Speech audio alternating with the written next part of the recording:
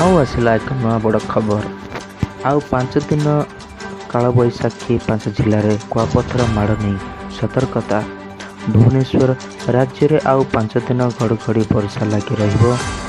ଏନେଇ ପାଣିପାଗ ବିଭାଗ ବିଭିନ୍ନ ଜିଲ୍ଲାକୁ ଲେୟର ୱାର୍ଣ୍ଣିଂ ଜାରି କରିଥିବା ବେଳେ ଆଗାମୀ 4ରୁ 5 ଦିନ ମଧ୍ୟରେ ଦିନ ତାପମାତ୍ରା ବିଶେଷ ପରିବର୍ତ୍ତନ ହେବାର ସମ୍ଭାବନା ନାହିଁ।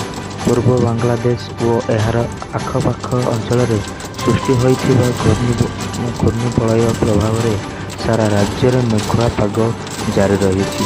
ସମୁଦ୍ର ପବନ ଠାରୁ 0.5 କିଲୋମିଟର ଉପରେ ଏକ ଘୂର୍ଣ୍ଣିବଳୟ ସୃଷ୍ଟି ହୋଇଛି, ଯାହା ପ୍ରଭାବରେ ରାଜ୍ୟରେ ବର୍ଷା ହେବ। ଆଗାମୀ 24 ଘଣ୍ଟା ପାଇଁ ପାଣିପାଗ ବିଭାଗ ସବୁ ଜିଲ୍ଲାର ୟେଲୋ ଆଲର୍ଟ ଦେଇଛି। କାଳବୈଶାଖୀ ବର୍ଷା ସହ ଘଣ୍ଟା ପ୍ରତି 40ରୁ 50 କିଲୋମିଟର ବେଗର ଝୁଙ୍କ ପବନ ନେଇ ବାଲେଶ୍ୱର, ଭଦ୍ରକ, ଯାଜପୁର, କେନ୍ଦ୍ରାପଡ଼ା, କଟକ, ଜଗତସିଂହପୁର, ପୁରୀ, ଖୋର୍ଦ୍ଧା, ନୟାଗଡ଼, ଗଞ୍ଜାମ, ଗଜପତି, କେନ୍ଦୁଝର, ମୟୂରଭଞ୍ଜ, କନ୍ଧମାଳ, ରାୟଗଡ଼ା ଓ ବୌଦ୍ଧ ଜିଲ୍ଲାକୁ ଆଲର୍ଟ ଜାରି କରାଯାଇଅଛି। ମୟୂରଭଞ୍ଜ, କେନ୍ଦୁଝର, କନ୍ଧମାଳ ଓ ଦେବଗଡ଼ ଜିଲ୍ଲାରେ କୁଆପଥର ବର୍ଷା ସମ୍ଭାବନା ରହିଛି। ସେପଟେ ଆସନ୍ତାକାଲି ରାଜ୍ୟରେ ସକ୍ରିୟ ହେବ ଆଉ ଏକ ପଶ୍ଚିମା ଝଡ଼, ଯାହାର ପ୍ରଭାବରେ 27 ତାରିଖରୁ ବର୍ଷା ପଡ଼ିବ।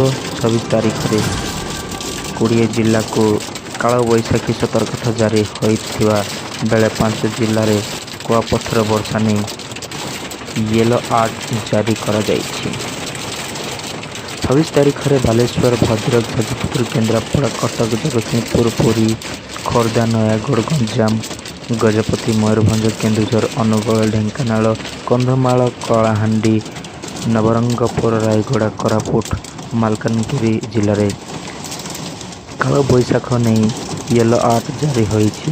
କୋରାପୁଟ, ନବରଙ୍ଗପୁର, ରାୟଗଡ଼ା, କଳାହାଣ୍ଡି, କନ୍ଧମାଳ, ମୟୂରଭଞ୍ଜ, କେନ୍ଦୁଝର ଓ ନୟାଗଡ଼ ଜିଲ୍ଲାରେ କୁଆପଥର ବର୍ଷା ହୋଇପାରେ। Bureau report, P Odia news. ଆପଣମାନେ ଏମିତି ନୂଆ ଅପଡେଟ୍ ଦେଖିବା ପାଇଁ ଆମ ଚ୍ୟାନେଲକୁ ସବସ୍କ୍ରାଇବ୍ କରିନିଅନ୍ତୁ ଆଉ ଆପଣମାନଙ୍କ ସାଙ୍ଗକୁ ସେୟାର ମଧ୍ୟ କରନ୍ତୁ।